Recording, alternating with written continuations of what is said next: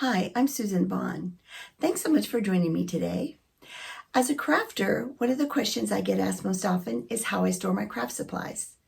And as a paper florist, the question I get most often is how do I store my crepe paper? So I'm going to take a couple of minutes today, bring you back into my space and show you how I store my crepe paper. Now there's a couple of things that you need to keep in mind before you come up with a system. Number one is to make sure that you keep your crepe paper away from direct sunlight. Now we do have a tendency to say direct sunlight, but I have to tell you that even in this space where I don't get a lot of direct sunlight, my paper will fade. So I'm very careful about how long my crepe paper stays out of its packaging and out of the cabinets because I'm cognizant of the fact that it's going to fade. The other thing that you need to be cognizant of is keeping moisture away from your paper. Now, I say moisture, specifically water, but even a really damp environment can have an impact on how your crepe paper performs. So those are the two things that you need to keep in mind the top of the list. So I'm going to turn the camera here and I'm going to give you a little glimpse into my crafty space. Thanks so much. Okay, so this is my cabinet that I have to store my paper in. I bought it at IKEA. It's actually 3 kitchen cabinet banks, and each cabinet is 20 inches wide, 20 inches deep, and then each drawer is another 10 inches deep. So I can easily store my paper in here crosswise or front to back. I find storing it crosswise works better because if I do it front to back, I will get, well, you can see it here, I will get, it'll hit the front sometimes. So I store my paper, I sort it by color. So I'm just going to show you a couple of my drawers here. This is my red drawer, and I have all of my heavy crepe stored towards the back. The long rolls of fine crepe are towards the front. And I keep, in every drawer, this is the same. I have my scraps or small pieces here in the front that are large enough for me to use another time.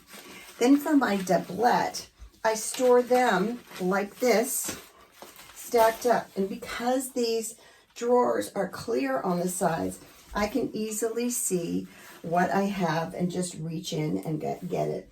For the red, I mostly use this two-tone. I get it either from Leah Griffith or from Rose Meal. So that's the red. And then, so the next ones I do combine my pink and purples together. So I do them a little differently.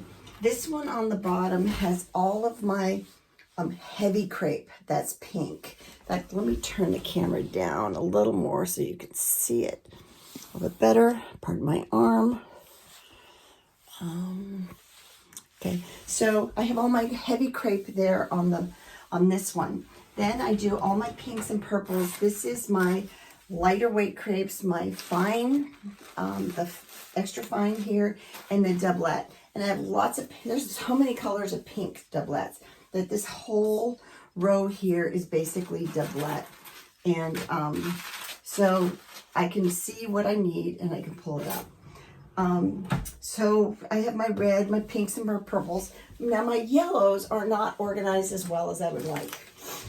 It's kind of a mishmash and it's not very organized. But you can see I have them stored front to back in this drawer. I'm changing this around to go side to side because you can see I'm hitting the crepe paper when I do. But as I do on most of them, I have all my little scraps here towards the front that I'm hoping to use for another project. And I have all of my doublet here. Again, I can see from the side what I have and easily pull out whatever it is I'm looking for. So that's how I have that. And then my orange is stored, again, front to back. I'm in the process of changing them around. So you can see it really works better to do it side to side rather than front to back. But the same idea. All my heavy crepe, my long rolls are over here, all my doublet here, and then my shorter rolls of extra fine are here in the back. So I've got my reds, pinks, and purples, yellows, oranges, the blues are down there, the greens are over on the next bank, and then I have my neutrals. So there you have it. That's how I store my crepe paper. I hope this is an idea that works for you. So there you have it. Thanks so much for joining me today. I hope that you found this video helpful. If you have any questions, concerns, or comments, please don't hesitate to reach out. If you'd like to chat about what kind of system might work well for you, I'm more than happy to help any way I possibly can. So thanks for taking this little glimpse into my chaotic world, and I hope that my chaos could help you avoid chaos in your own. So once again, thanks so much for joining me, and I'll see you soon.